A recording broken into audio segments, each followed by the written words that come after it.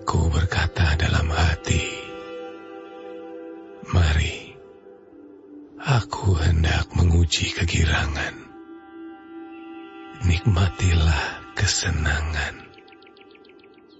Tetapi lihat, juga itu pun sia-sia.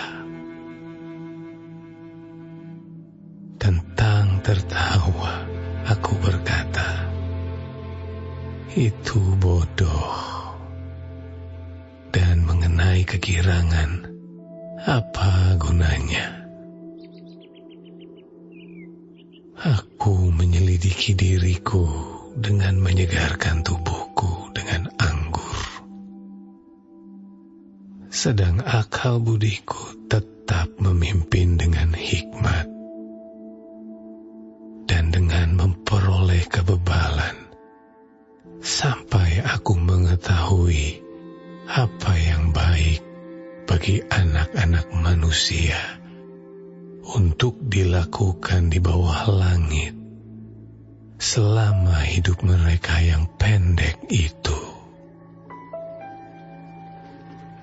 Aku melakukan pekerjaan besar, mendirikan bagiku rumah-rumah, menanami bagiku kebun-kebun anggur. Aku mengusahakan bagiku kebun-kebun dan taman-taman, dan menanaminya dengan rupa-rupa pohon buah-buahan. Aku menggali bagiku kolam-kolam untuk mengairi dari situ tanaman pohon-pohon muda. Aku membeli budak-budak laki-laki dan perempuan, dan ada budak-budak yang lahir di rumahku. Aku mempunyai juga banyak sapi dan kambing domba, melebihi siapapun yang pernah hidup di Yerusalem sebelum aku. Aku mengumpulkan bagiku juga perak dan emas, harta benda raja-raja dan daerah-daerah.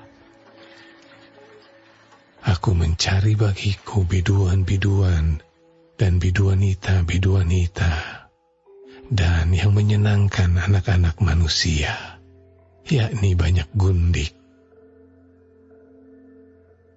Dengan demikian aku menjadi besar, bahkan lebih besar daripada siapapun yang pernah hidup di Yerusalem sebelum aku.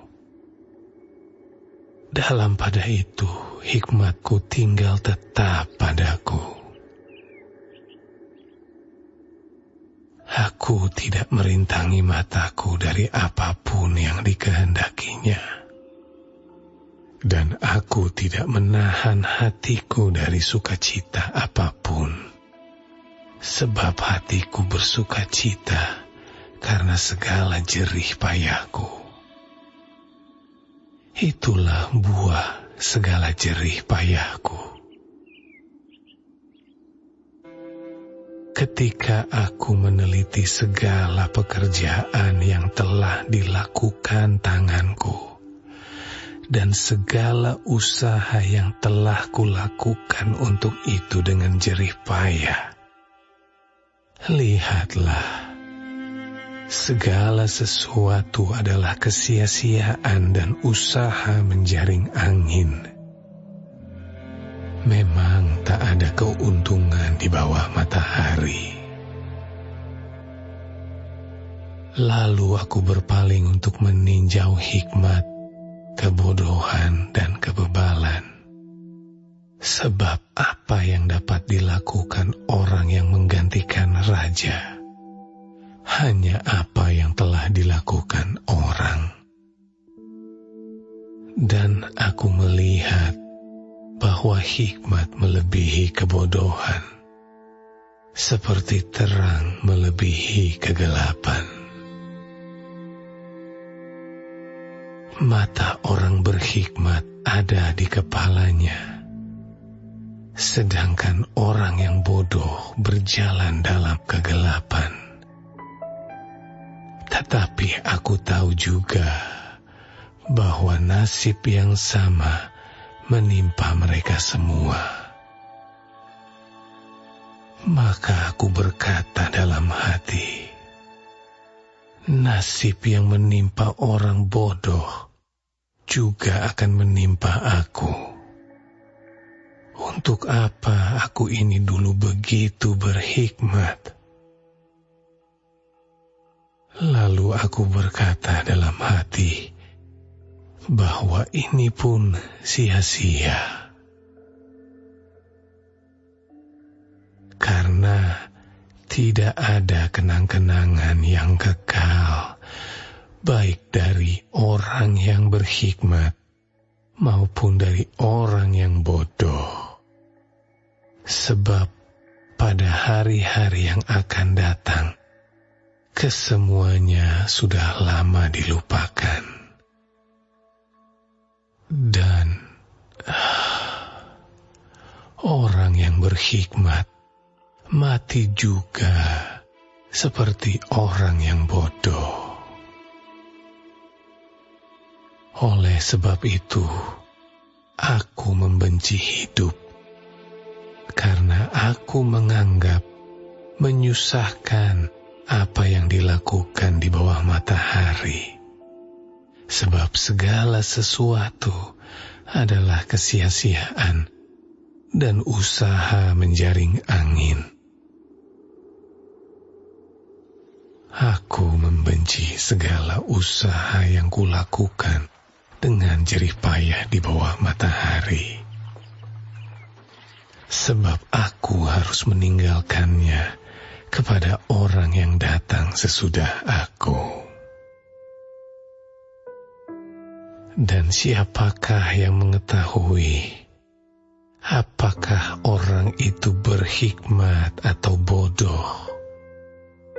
Meskipun demikian, ia akan berkuasa atas segala usaha yang kulakukan di bawah matahari dengan jerih payah dan dengan mempergunakan hikmat. Ini pun sia-sia. Dengan demikian, aku mulai putus asa terhadap segala usaha yang kulakukan dengan jerih payah di bawah matahari. Sebab kalau ada orang berlelah-lelah dengan hikmat, pengetahuan, dan kecakapan, maka ia harus meninggalkan bahagiannya kepada orang yang tidak berlelah-lelah untuk itu. Ini pun kesia-siaan dan kemalangan yang besar. Apakah faedahnya yang diperoleh manusia dari segala usaha yang dilakukannya dengan jerih payah di bawah matahari dan dari keinginan hatinya? Seluruh hidupnya penuh kesedihan dan pekerjaannya penuh kesusahan hati. Bahkan pada malam hari, hatinya tidak tentram. Ini pun sia-sia. Tak ada yang lebih baik bagi manusia daripada makan dan minum dan bersenang-senang dalam jerih payahnya. Aku menyadari bahwa ini pun dari tangan Allah. Karena siapa dapat makan dan merasakan kenikmatan di luar Dia? Karena kepada orang yang dikenannya, Ia mengaruniakan hikmat, pengetahuan, dan kesukaan. Tetapi orang berdosa ditugaskannya untuk menghimpun dan menimbun sesuatu yang kemudian harus diberikannya kepada orang yang dikenan Allah. Ini pun kesia-siaan dan usaha menjaring